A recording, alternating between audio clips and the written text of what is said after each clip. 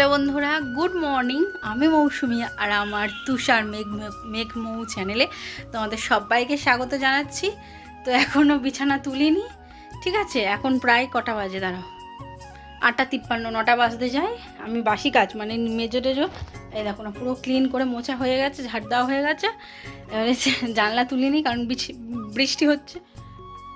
এত গুলিয়ে যায় কথা বলতে গিয়ে।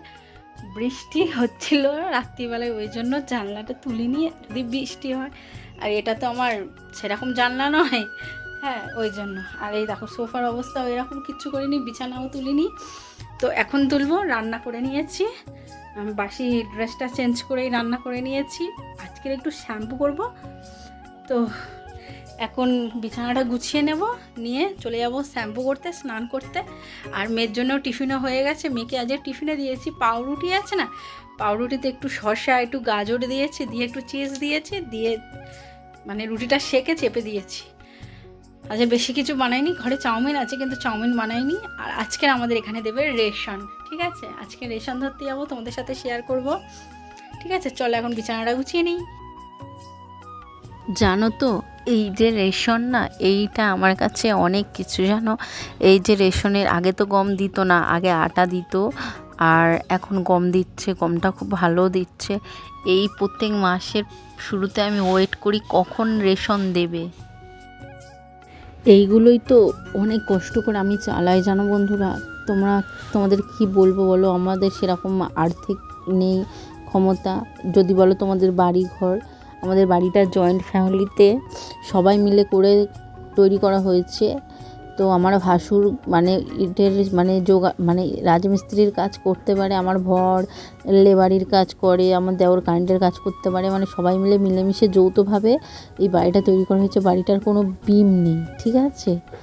তো আজকের ভাবছি আমি শ্যাম্পু করব, কিন্তু আজকের অমাবস্যায় শ্যাম্পু করাটা আমি ঠিক মনে করলাম না, ওই জন্য আজকের আর শ্যাম্পু করিনি। তো শ্যাম্পুটা কালকের করব। আর দেখো, আমি এই যে সিল্ক অ্যান্ড শাইনটা এইটা ব্যবহার করি, কারণ এত প্রচুর চুল উঠছে না, এই জিনিসটা না দিলে না চুলটা ঠিক সেরকম শাইনি পাচ্ছি না।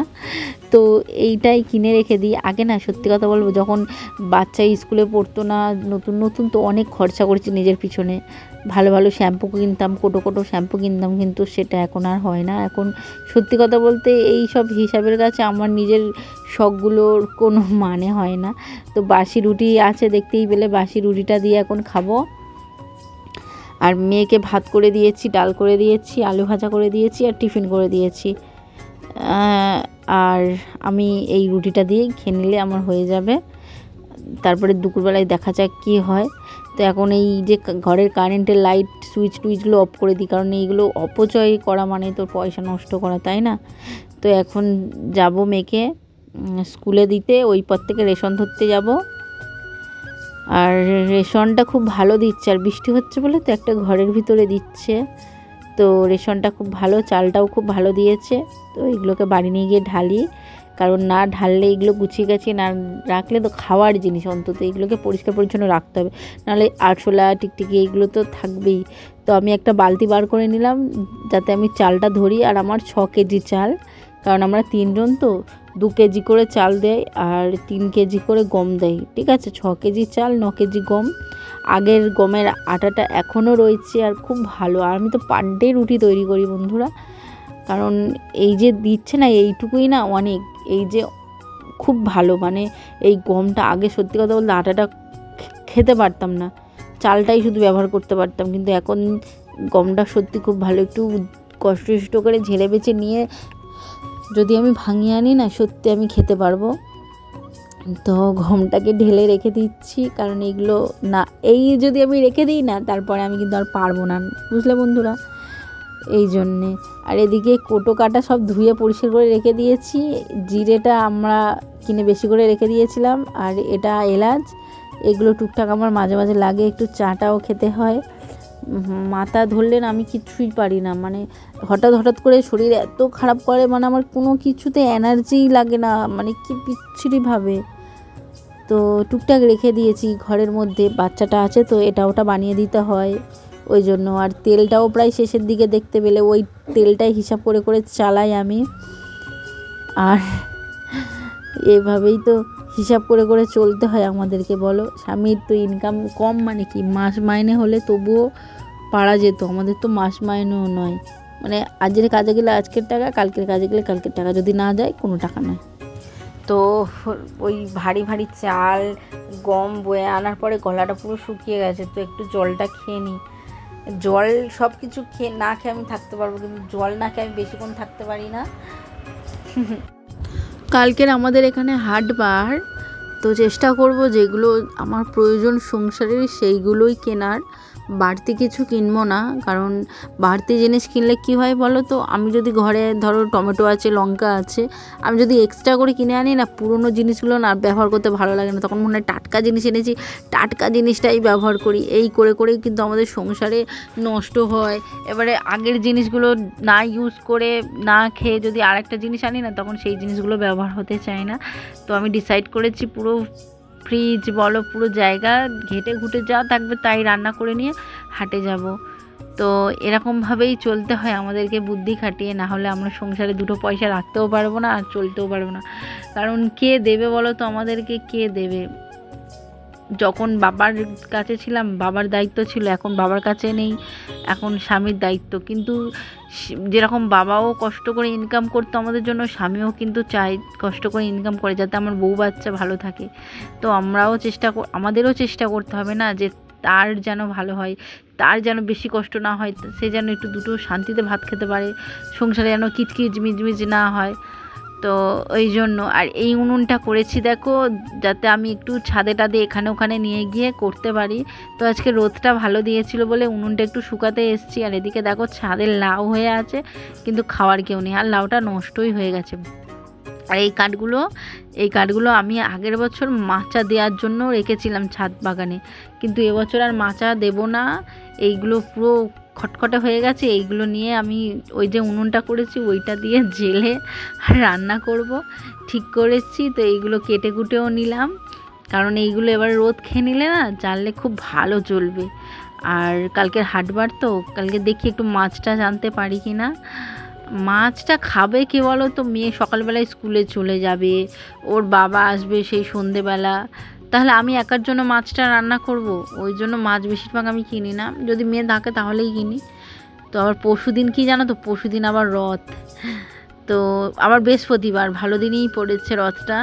তো উনুনটা এই সাইড থেকে একটু ভেঙে গিয়েছিল, ওখানে আবার ওই গামলাটা এনে আমি মানে ওটাকে কি বলে, খোটা দিয়ে রেখে দিয়েছি, ঠেকো দিয়ে রেখে দিয়েছি, যাতে ওই যে কাঠটা দেওয়ার সময় একটা জায়গা যাতে না পায়, পড়ে না যায়।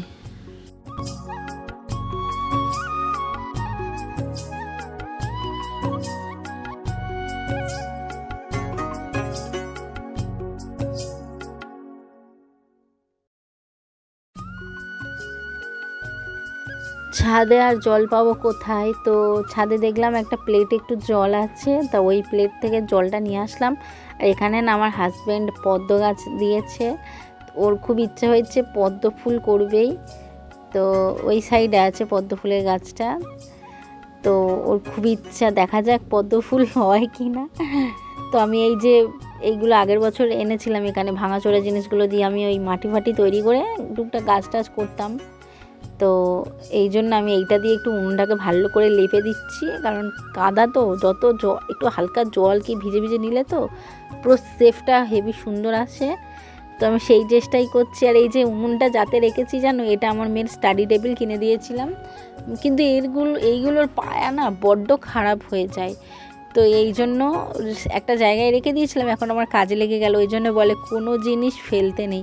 তো আমি খুবই মানে এক্সাইটেড আছি যে এই উনুনটা জ্বালবো, জ্বালার পরে কেমন আগুন দেবে আমাকে, মানে কেমনভাবে হবে মানে রান্নাটা। কারণ বড্ড ছোট হয়েছে, তো আমার ঠিক মনে পোষাচ্ছে না যে এত ছোট উনুনে রান্না হয়, মানে ওইটার জন্যই আমি কনফিউজড হয়ে আছি। তো উনুন আমি সত্যি কথা বলতে ভালো করে করতে পারি না, এই যাই হোক তাই হোক করে চেষ্টা করেছি। আর আমাদের বাড়ির মাটি ভালো নয়, তো ওই জন্য অনেক দূর থেকে মাটি আনতে হয়। আর দুপুরবেলায় কি খেয়েছি বলো তো, শুধু আলু ভাজা করেছিলাম আর ডালটা তো মা দিয়েছে, ডাল আমি করিনি, ডাল মা দিয়েছে, সেটা মেয়ে খেয়ে চলে গেছে। ওই জন্য ওই আলু ভাজাটা 2-4টে ছিল, তার উপরেই কড়ার ভাতটা দিয়ে নেড়ে চেড়ে নিয়ে চলে এসেছি। একটু হলুদ, একটু লঙ্কার গুঁড়ো দিয়ে এইটাই এখন আমি খাবো, শান্তি ভরে তৃপ্তি ভরে খাবো, ঠিক আছে। আর এটা খেতে যে কি অসম্ভব ভালো লাগছিল না, কি বলবো। তো দুপুরবেলায় প্রচণ্ড খিদে পাচ্ছিলো আমার। আমি প্রত্যেকদিন দুপুরবেলায় রান্না করি না, কারণ কার জন্য রান্না করবো, আমরা একার জন্য রান্না করি না। যদি ওই বাড়ি থেকে মেয়ের জন্য ভাত দিয়ে দেয় তো আমি বলি ও খাক, কিন্তু যখন মেয়ে আমার কাছে থাকে, বাড়ি থাকে, তখন আমি রান্না করি। তো এখন যেতে হবে মেয়েকে আনতে, খেয়ে দিয়ে নিয়ে একটু রেস্ট নিয়েছি। আর এদিকে আকাশে মেঘলাও করে আসছে, আবার রোদও উঠছে, জানি না কি হবে। উনুনটাকেও তুলে রেখে দিয়ে গেলাম। আর এদিকে সব গার্জেনরা দাঁড়িয়ে আছে, আমি কারোর মুখ দেখাচ্ছি না, কারণ এটা একদমই উচিত নয়। কারোর মানে বিনা পারমিশনে তার মুখ দেখানো উচিত কি বলো? তো আমি ওই জন্য কারোর মুখ দেখাচ্ছি না। তো মেয়ের ছুটিও হয়ে গেল, আর মেয়ে মাঝে সাঝে বলে মা কিছু খাবে, তো আমি আজকে বললাম যে কিছু খাবি, বলে মা আইসক্রিম খাবো। তো আইসক্রিম কি খাবি বল? তো ওখানে আবার অনলাইন হবে না, আমার কাছে অনলাইনে পয়সা ছিল। দোকানদার বলল নিয়ে যান, পয়সা পরে দেবেন। তো আমি অন্য চেনা জানা দোকানদার, তো আমি নিয়েছি। তো এখন বাড়ি চলে যাচ্ছি। আর বাড়ি এসেই দেখি মা দিয়েছে কাঁঠাল, এটা আমাদের গাছের কাঁঠাল, এই বছর শেষ, আর কাঁঠাল নেই, এই বছরই শেষ। তো ওই জন্য কাঁঠালটা খেলাম। আর দেখো না, সেই